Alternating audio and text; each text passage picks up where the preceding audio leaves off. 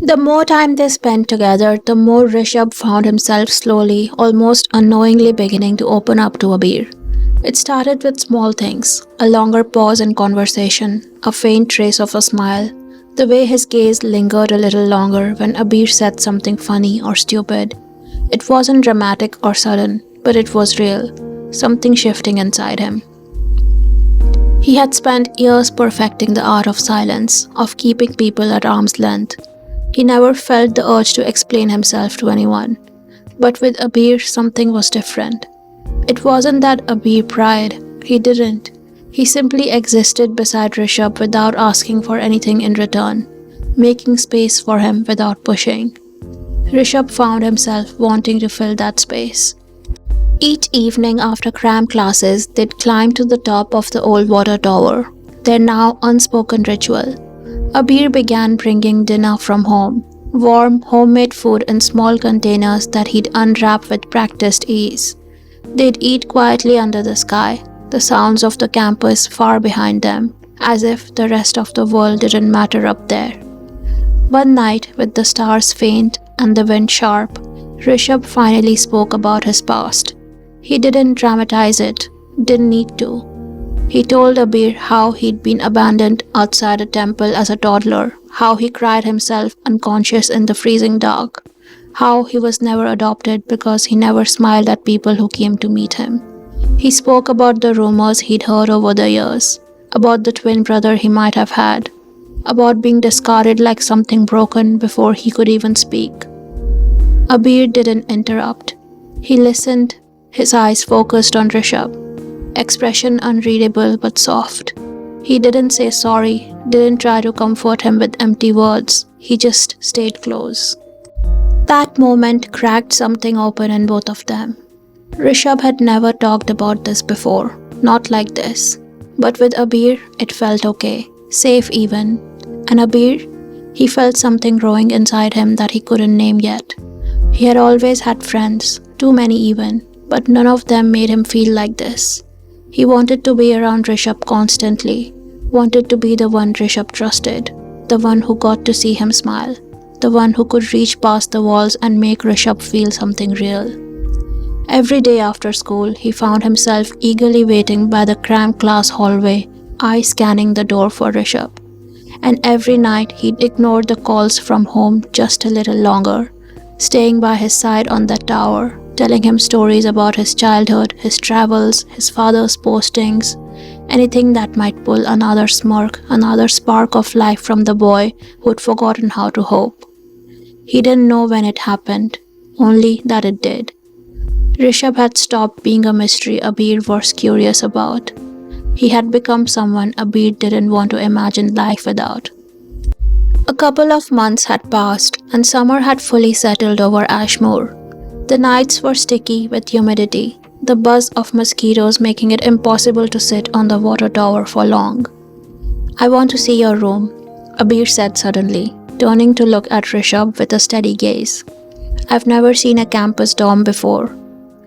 Rishabh hesitated. "There's nothing to see, it's just a room. You should head back, it's late." "I'm not leaving till you show me. I'll sit here and let the mosquitoes suck me dry if I have to." Rishabh sighed, a flicker of something unreadable in his eyes, then nodded. The dorm room was just like he said, plain. A single bed beneath a window, a small cupboard in the corner, a metal study table with a stack of books lined in precise order. The room smelled faintly of antiseptic and paper. The bed was made neatly with stark white sheets, a folded tartan blanket resting at the foot.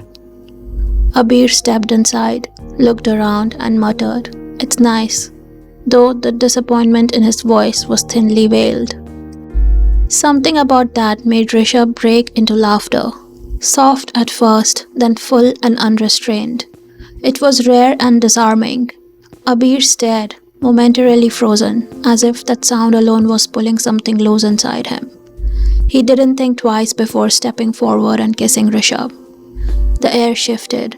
The silence swelled between them, thick and electric.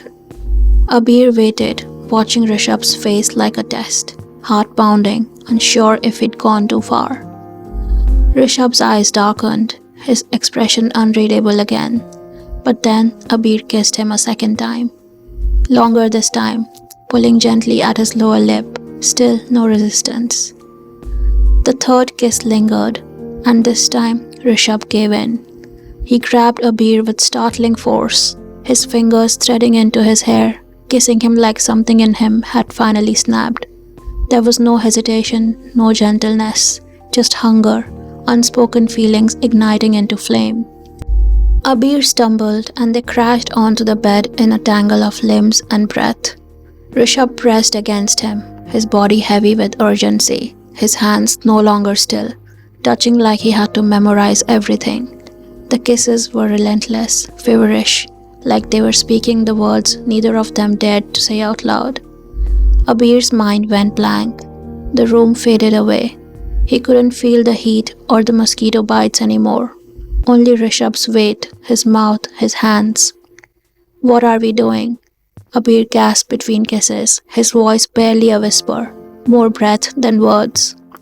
"I don't know," Rishabh murmured against his skin, his breath hot and desperate. "I don't know." Rishabh's breath was ragged, his eyes wild with something Abeer couldn't name. Need, hunger maybe, even fear. But Abeer wasn't backing away. He pulled Rishabh closer, their bodies flushed together, skin burning with the heat of the night and something far more dangerous brewing inside. Clothes disappeared between frantic touches. There was no pause, no hesitation, just a desperate need to feel, to connect, to claim. The dorm was silent except for the rustle of movement, the catch of breath, the sharp gasp when hands wandered too far, too fast. Rishabh moved like a man possessed, urgent, untamed. His kisses were deep and messy, his hands everywhere, gripping, pulling, demanding. Rishabh didn't ask. Abeer didn't need him to. Everything was understood in the way they touched, in the way their bodies collided, reckless and raw. It hurt, of course it did. There was nothing gentle about it. Rishabh's hands were bruising, his mouth unrelenting. But Abeer clung to him, nails scraping down his back, every noise that left his lips only driving Rishabh wilder. The pain melted into something electric, intoxicating. Their bodies moved together, rough and desperate, driven by a storm neither of them could contain. It wasn't just lust, it was something deeper, darker, a need to feel close, to be inside, to belong, even if just for a moment. When it was over, they were both trembling, breathless, skin slick with sweat, the room thick with silence and the weight of what had just happened. Abeer's head was resting on Rishabh's chest, his heartbeat pounding like a war drum beneath his ear. It was relentless, like a fever that refused to break. The stormy night with Abeer haunted Rishabh like a ghost clinging to his skin. The sky had split open with thunder, rain slashing against the windows of the dorm, and yet, inside that room, all he could focus on was Abeer, shivering from more than just the cold. Lips swollen, body trembling under every touch. That night had changed something. It had cracked open a door in Rishabh that he never intended to unlock. In class now, nothing made sense. Equations blurred, words dissolved, time slipped.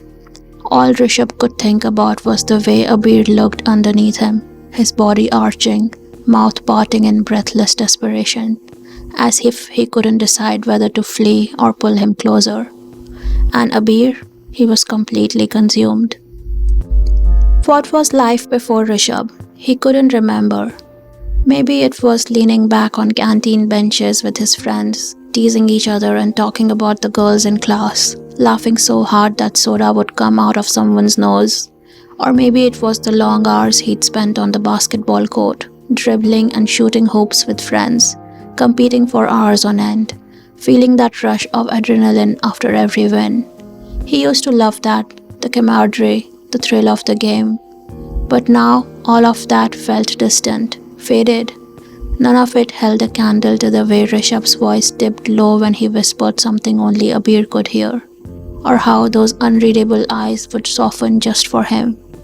The court, the games, the friends, they were all slipping away, becoming shadows in comparison to the intensity of what he shared with Rishabh.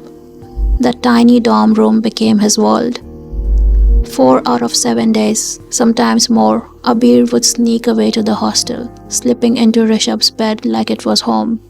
He'd only leave when Rishabh reminded him in a quiet murmur, "You should go before your parents start calling."